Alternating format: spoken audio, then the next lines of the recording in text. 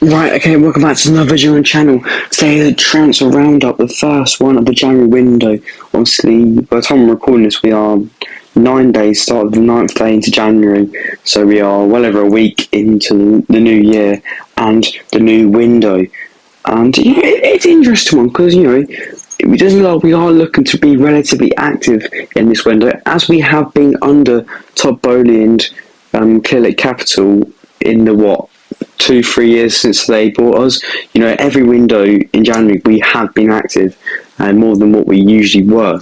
So it still can be a very big window for us. Right now nothing sort of concrete's happened, but there are a lot of important rumours going about, and I stress important rumours. There are a few sort of cheap, silly sort of classic transfer window rumours, but there are a lot of important ones going about as well. So let's go into it. Starting off then with Christopher Nkunku. So last month, Samuel Bannister put an article saying Nkunku could be eager to leave the club due to his lack of playing time, or limited playing time. Fabrizio Romano said that everyone wants him to stay in the club, and they will only unhappily sell him if he asks to leave. So I think the really important things for what Fabrizio Romano said is that he really emphasised unhappily selling, and the point that everyone in the club wants him, from coaches up to the very tops of the club. It comes across that if Nkunku does want to leave, it would be a really, really unpopular decision to sell him. And it's something the club really doesn't want to do. I think that's really important to note. But the truth is, PSG have declared an interest in him, and that's according to Simon Jones. And Jamie Brown of TBR Football also wrote an article saying that Atletico Madrid and Bayern Munich have also declared interest in him. So we've got 3 clubs all declaring interest in him, in PSG, Atletico Madrid and Bayern Munich, allegedly. And we've got an instant where we're not quite sure where Christopher Nkunku sits. It's quite heavily reported that, he's not totally happy with his playing time, but, we've got nothing to really confirm that. And we're not sure if he's going to put in a transfer request. What's going to happen, we don't know. It makes it a very interesting situation. Look, Nkunku's, he has got a right to be unhappy, hasn't he? Let's not get it wrong. He's a really good player, Nkunku. He's got a bit of criticism for recent. But he's a really good player. And in the Premier League, he's not playing as much. He has been the second string to Jackson. He's been coming off the bench a lot. But he's, barely started in the Premier League. Conference League, obviously, he has started. He's been really good in the Conference League. Look, actually, he's got a lot of criticism. I think solely unfairly. I think the problem is with Nkunku is, if Jackson's not in a game and he's struggling to get himself involved in the game, he's still going to work hard off the ball. I don't think Nkunku's as much of a harder worker off the ball than Jackson. And it does mean when we do have games, when we do have games where we struggle to get the striker involved, it's happened quite a lot the last few seasons. It still happens a bit this season. Despite the amount of goals we scored, it does still happen. When we do have games like this, even if they are more limited, more rare, when we have games like this, it makes him so much more noticeable, because of he doesn't work as hard as Jackson, in my opinion. And also, you have to take the fact that he's come off the bench a lot as well. So, and he's come off the bench late on, so he's got a lot less chances anyway. He's really clinical. You actually think of the times he's came off the bench for us in the Premier League. Obviously, Bournemouth, he came on, scored a goal, really good finish. Against, what was the game a few weeks ago? Fulham, he came on late on. Really unlucky not to score. Forced a fantastic save out of Leno. Apart from that, he doesn't really get that many chances. But at the same time, apart from that, he doesn't really get himself involved in the game. So, it is a tricky one. And so I do think he's more clinical than Jackson. So I think, he doesn't miss as many silly opportunities as what Jackson does. But Jackson is more harder working. And right now, Jackson is favoured to Enzo Maresca. So, it's a tricky situation. We'll have to just sit back, see what happens. I expect Nkunku will play in the FA Cup against Morecambe this weekend. So that'll be good to watch at least. But a really interesting situation coming here. What will happen? Will a team send a bid or something? Obviously, we got him on a more reduced price than what was expected, but obviously, he still wasn't cheap. So, you'd hope we'd make some sort of profit, or at least make our money back on him if he was to go. But I'd like to see him stay a bit longer. It'd be a real shame if he sort of rushes out the door like this. I just want to see him, give it at least one full season when you're fully fit, and let's see what you're about, at the very least, I think. That's what I'd like to see personally. So Bobby Vincent wrote a story about how we're planning to raise, or how we could raise £50 million to make new signings. He's saying we need to raise this money to make a new signing. He started off by saying Ben Chilwell, he's been told he can leave the club this month, and Bobby Vincent has valued him at £16.5 million, or I said he has a market value of that at least. He also included Colin Chukwuemeka, who apparently, according to Vincent, has been told he can leave this month, as well as Chilwell, and he said he's valued at £12.4 million. And ultimately, he said about Axel Disasi. Now, we'll get into more about Disasi later, who'll get another mention later down the line. But he said, on Axel Disasi, we aren't looking to sell him, but if attractive offer comes in, we would accept. And he said that Axel Disasi's market value is around £24.8 million. So he believes with these three potential players getting sold, we could generate up to £50 million. Obviously, really good. Obviously, Ben Chilwell isn't getting used. He doesn't fit in Enzo Maresca's system. Colin Chukwuemeka, look, I'm a massive fan. Ben Chilwell, I'm a massive fan of Ben Chilwell.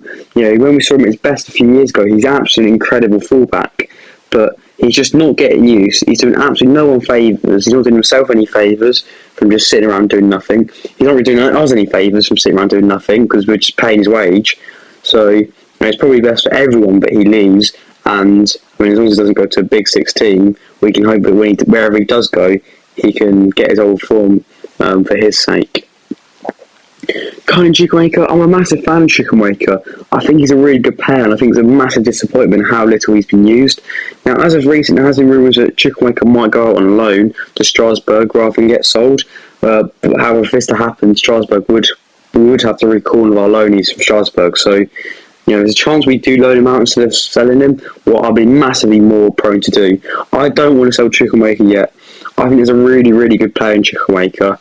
And I think if we're selling Colin Chukwuemeka, we've got to get really good money out of it. And based off the lack of playing time he's had so far this season, we're not going to get the money worth what Colin Chukwuemeka can be worth.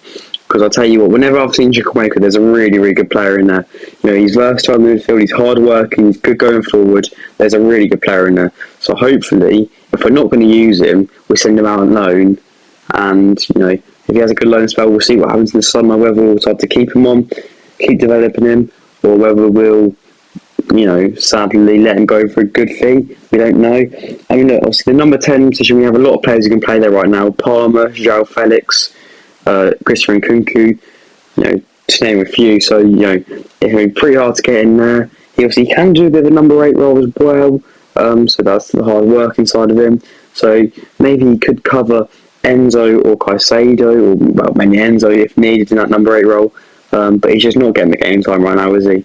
So, yeah, we'll have to wait and see what happens with Chukwuemeka. And the actual Disasi one's an interesting one. I said that we will talk about him later. In another report, well, in a second. So I'll save that, the whole view for that for then. Right, so Matt Law also did an article about, you know, selling players to raise money for signings. So apparently, according to Matt Law, we are open selling Kieran Dewsbury-Hall, Axel Disasi and Christopher Nkunku to make money to buy a centre-back. So straight away, I mean, Kieran Dewsbury-Hall's name we've not had yet, but Axel Disasi and Christopher Nkunku, that is contrasting to what we've heard from the past 2 reports.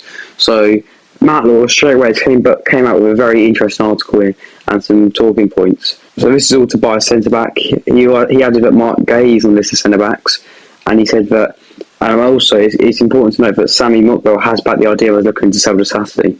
So we'll start off with Disasi then. So the reports at the start of the window was that we'll only sell him if we get a good offer. Reports now are that, you know, we could be actually looking to sell Disasi and going out of our way to sell Disasi.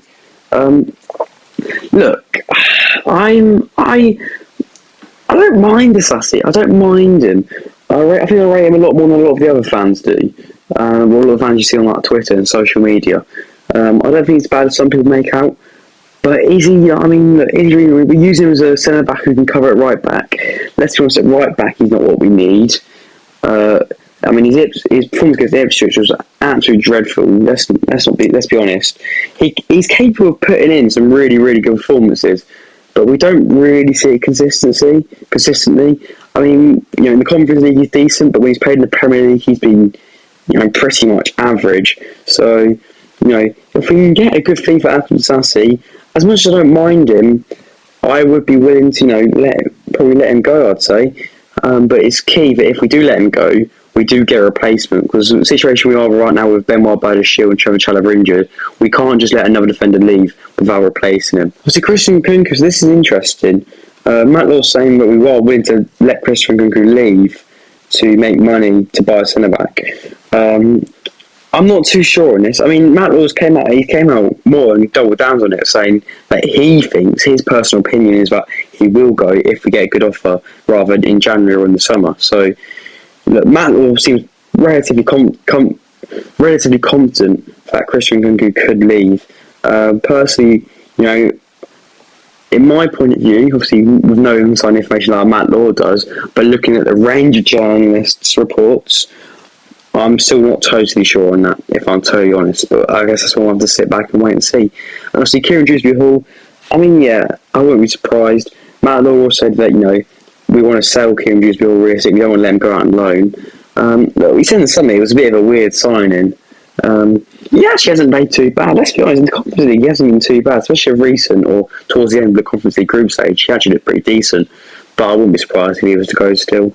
Next up is talks of new centre-backs we could possibly sign: Trevor Chalobah and Mark Guehi. Obviously, Trevor Chalobah recalled from loan. So Sky Sports reported that we're interested in Guehi after Fabrizio stated that he had been discussed internally. Andy Dillon said that Guehi is rated at 55 million by Palace if we want to sign him. So Mark Guehi is a massive possibility. Us bringing him back to Stamford Bridge, seem like they're interested at the very least.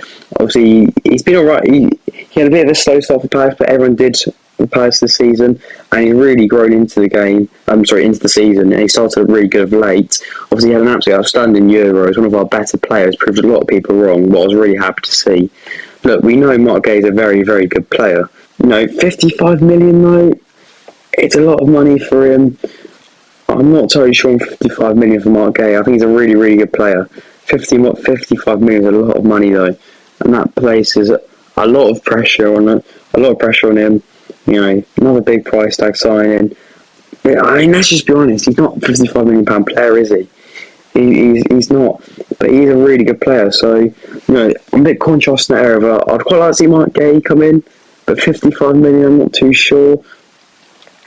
Trevor Chalobah, on the other hand, the Athletic said we're considering recalling Trevor Chalobah following injuries to Wesley Fofana and Benoit Badiashile, what we've previously mentioned. And Sam C has came out and said that Chalobah's camp welcomed the move and he wants nothing more to see his boyhood club. Now, Chalobah, that's an interesting one, because he's going to cost a lot less because we're just recalling him from loan. He's a player who can play centre back and he can cover right back, and I think he could do a better job at right back than the Sassy. And just like Guy, as of recent, he's looked really good for Crystal Palace. I also think, last season he was probably our best defender. He was really, really good last season, Trevor Chalobah. So, bringing Trevor Chalobah back, I'd be prone to it. I would quite like to see Trevor Chalobah back. With all the problems we've got right now, why not bring Trev back? As I said, last season, he was our best defender in my opinion. This season, he's looked really decent on recent form. He's going to cost us less money than anyone else, because we're just recalling him. Why not bring Trevor Chalobah back? Let's just see what he can do. As I said, he brings out a bit more versatility, playing centre back and right back. He can play in that sort of back three role, what Maresca wants. He can probably get forward decent bit as well. So, why not bring back Trevor Chalobah? And you never know, if you really need him to, he can go up to CDM. His ability to play in multiple positions, and him as a player himself. I can't really see a negative to bring Trevor Chalobah back, if I'm totally honest. But what's your opinion? If it was down to just those two, which one would you go for? Are you interested in any of them? Do you think both of them is a possibility? I doubt it, because I doubt Palace would let us do it. But would you be interested in both of them? Let's hear your opinions on that. And talk about another centre-back return to the club. Fikayo Tomori has even been linked with us. So Sasha Tavioleri, I hope I haven't butchered that, I think from Sky Sports Italy, I think it was Sky Sports Germany. He said Tomori isn't happy at Milan and he wants to leave, and that he's been offered to multiple Prem clubs, including us. Lewis Seeley has said that we'll only consider resigning him if any current defenders leave, And the other club he's been linked to right now is Juventus, who could possibly be pushing to sign him. And once again, for Kai Tomori, he's another player I'd really like to see us sign. If we can get him on a good, price tag, I wouldn't mind it. Because I think he's a really good player for Kai Tomori. It probably would depend off the price tag. But if we're going to lose defenders, would it be too bad to bring him back? Maybe there might be some better options out there. But I'm a big fan of Tomori. I mean, look, personally, I think it's a long shot. I don't think it will happen personally. I just can't see it happening. Never in a million years can't see it happen, if I'm totally honest. But, it'd be nice to see it happen. But, I don't see it happening. So I think there's probably bigger options they've probably got their eyes on. That's fair enough. And I'm not necessarily I'll take him over those bigger options, but I just like the idea of Tomori coming back. I like him to send back. I mean, he's a good player. Now, the next one's a very interesting one. Kobbie Mainoo. Yeah, expect to hear that name coming up. I mean, according to Chris Wheeler, Chelsea are leading the chase for Mainoo if he was to leave Man United. I mean, what an insane thing to say. Simon Phillips has claimed that the interest is actually legit as well. So, what's going on with Kobbie Mainoo? So, Man United could possibly be looking to sell players like Mainoo, Garnacho, Rashford. Obviously, Rashford anyway, but they could be looking to sell both Mainoo and Garnacho for FFP purposes, and they've came out multiple times. David Ornstein's reported it, that apparently no one at Man United is unsellable. And with Kobbie Mainoo, he's only got 2.5 years left in his contract, if I'm not wrong. Apparently he wants a wage increase. Apparently they've not come to clauses yet. And apparently it's a possibility that Kobbie Mainoo, he could possibly leave. And they're saying if he was to leave, we would be the ones leading the charge. Now once again, a bit like the Fikayo Tomorrow one, I just don't think this is going to happen. I think it's a bit of a long shot. I think, the media and the press have sort of tried to paint this as, as possible. But personally, I couldn't see it. I mean, look, Gerrard almost signed for us back in the day. It's not out with the blue. It's not impossible, but I just personally don't see it happening.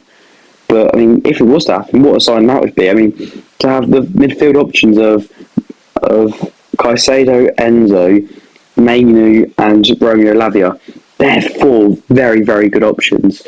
But yeah, personally, I just can't see it happening, to be honest. And last but not least, Muani. So Ben Fleming said that we've joined Arsenal and Man United in the race for Muani for £76 million. Alfredo Brizuela has also claimed for Tottenham in the race, and this came more widely reported as the transfer window has gone on. TBR Football reported about the possibility of PSG going for Nkunku and offering a Muani swap as a part of the deal. And in recent days, we've started to be phased out of the talks from him. So, yeah, I mean, this one's becoming more and more less likely as the window goes on. But, I mean, look, if PSG going for Nkunku, you never know. Personally, Muani, I'm not a fan. I wouldn't personally go for him. And I know it's about John Duran, probably last 2 years. And he's been decent now, but Muani, I'm just not sure. Obviously, he was good at Frankfurt, but he's really struggled at PSG. I mean, this season, in 14 games, he's got 2 goals, 1 assist. Last season, in 44 games, he got 12 goals, 6 assists. So, yeah, I'm not sure on him. And with the amount of interest, I mean, what? Okay, granted, if we're going to sign Muani, it probably would be a swap deal for Nkunku, so we might not have to worry about fee. But if we are just signing Muani by himself, then what's the fee we're going to pay? It's going to be an outrageous fee for a player who, let's be honest, and let's be respectful, isn't worth that fee, in my personal opinion. So yeah, for Muani, for me personally, I think there's a decent player in there. He'd be a no-go for me, Muani, if I'm totally honest. That's my personal opinion. I'd like to know what you lot think. But yeah, for me, Muani would probably be a no-go. So yeah, that is it for today then. That's sort of the main transfer rumours of the first 9 days of the window. What ones excite you the most? What's your opinions on them all? What would you like to see happen this window? Yeah, thanks for watching. See ya.